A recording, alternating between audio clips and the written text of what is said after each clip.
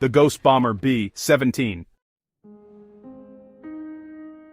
When we talk about the durability of the Boeing B-17 Flying Fortress, the conversation almost always centers on battle damage. We've all seen the photos: fuselages shredded by 20mm cannon fire, control surfaces flapping in the slipstream, engines feathered and smoking. The mythos is that you could chew one up and spit it out, and it would still get you home. That is true as far as it goes, but it misses a deeper, more unsettling truth about the machine.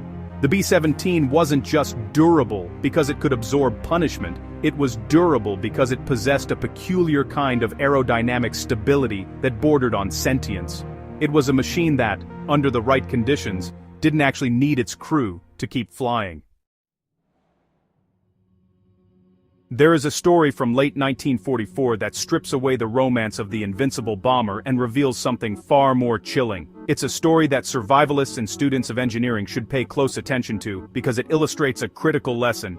Sometimes, the machine is tougher than the man, and it will continue its mission long after the men are gone.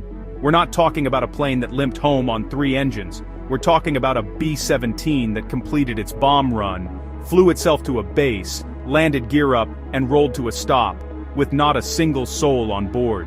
This is the story of the Phantom Fortress, and to understand it, we have to discard the cliches and look at the cold, hard physics of survival. To understand how a 30-ton bomber could fly itself, you have to go back to the drawing board in the mid-1930s. Boeing's Model 299, the prototype that would become the B-17, was a high-risk, high-gain gamble. The Army Air Corps wanted a multi-engine bomber capable of supporting coastal defenses. Boeing, however, built a strategic weapon. They prioritized 2 things above all else: altitude and stability. The altitude came from the turbo superchargers, a General Electric innovation that allowed the Wright R-1820 Cyclone engines to breathe at 30,000 feet. But the stability came from the airframe itself. The B-17 was massive, with a thick wing chord and a large, slab-sided vertical fin. This wasn't just for carrying bombs, it was a gun platform. The designers knew that if the bomber was going to defend itself with .50 caliber machine guns, it needed to present a steady platform in the sky. A plane that bobbed and weaved was useless for gunnery. So, they built in a tremendous amount of inherent stability. The Flying Fortress wanted to fly level. It wanted to hold its course. Pilots often said it was a heavy plane on the controls, not because it was sluggish, but because it resisted being thrown around. This characteristic, essential for a gunship, would later prove to be the key to its most bizarre survival stories. The most famous of these stories, the one that solidifies the B-17's ghostly reputation, occurred on a mission to the Mersburg oil refineries, the Loina Works, one of the most heavily defended targets in Germany. The bomber, a B-17G belonging to the 91st Bomb Group, was in trouble before it even reached the initial point. It was losing altitude, unable to keep formation. The bomb bay racks were malfunctioning. Then, the flak found them. A direct hit knocked out the number 3 engine, and another shell exploded inside the bomb bay itself. The pilot, Harold DeBolt, later remarked that he had no idea why the bombs didn't detonate right there and then. DeBolt made the call. He couldn't make it back to England. He set a course for Brussels, hoping to reach Allied-held territory. To lighten the load and keep the crippled bird airborne, he ordered the crew to heave every loose piece of equipment overboard. 2 more engines began to fail. At this point, the situation was textbook: a dying aircraft, a crew preparing to hit the silk. DeBolt put the B-17 on autopilot and gave the order to bail. Here is where the story diverges from the norm. The autopilot on a B-17 was not the sophisticated fly-by-wire system we have today. It was a pneumatic system that held the control surfaces in a set position. DeBolt trimmed the aircraft for level flight, engaged the autopilot, and jumped. He assumed the plane would drone on for a few minutes and then inevitably spiral in as the remaining engines failed, or the trim shifted. He was wrong. What happened next is a testament to that inherent stability we discussed. With the loss of weight from the crew, the ammunition, and the tossed equipment, the bomber's center of gravity shifted. The failing engines, windmilling or producing uneven thrust, actually seemed to balance each other out.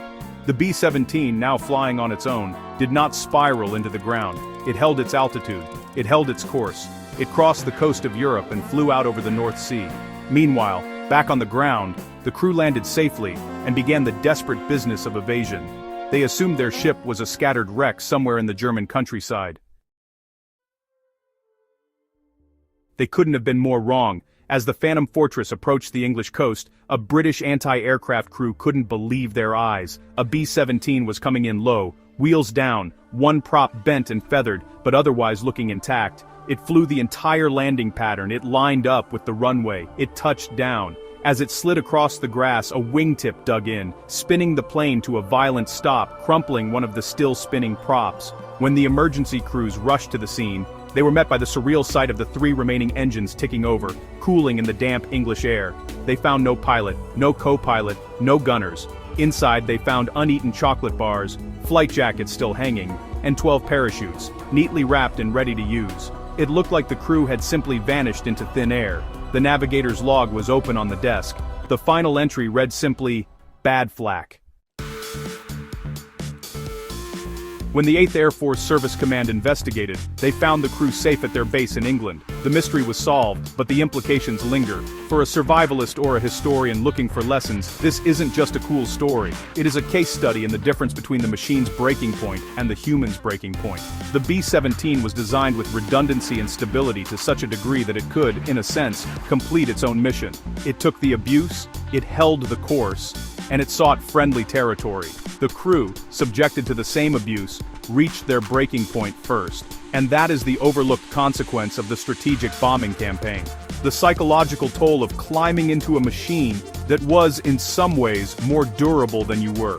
We often focus on the physical wounds of war, the shrapnel and the burns. But consider the mindset of a man like Sergeant Ted Converse, a tail gunner whose B-17 was shot down in 1943. He fell unconscious from 23,000 feet, woke up thinking he was dead, and then spent 13 months evading capture behind enemy lines in Nazi-occupied Europe. Or, consider Charlie Erickson, who fell from his burning B-17 without a parachute, only to grab one mid-air that didn't belong to him, and later found out his parachute silk was turned into a wedding dress by the family of the German boy who captured him. Or consider James Rayleigh, the tail gunner whose entire tail section was sheared off in a mid-air collision, sending him tumbling 19,000 feet inside a piece of his aircraft, surviving because the wreckage acted like an auto-rotating maple seed. These men survived not because of the machine, but in spite of it. The Phantom Fortress, however, survived because of the machine. It was a perfect, terrifying storm of engineering and circumstance. The B-17 that landed itself is the ultimate proof that the Fortress was more than a nickname. It was a statement of fact.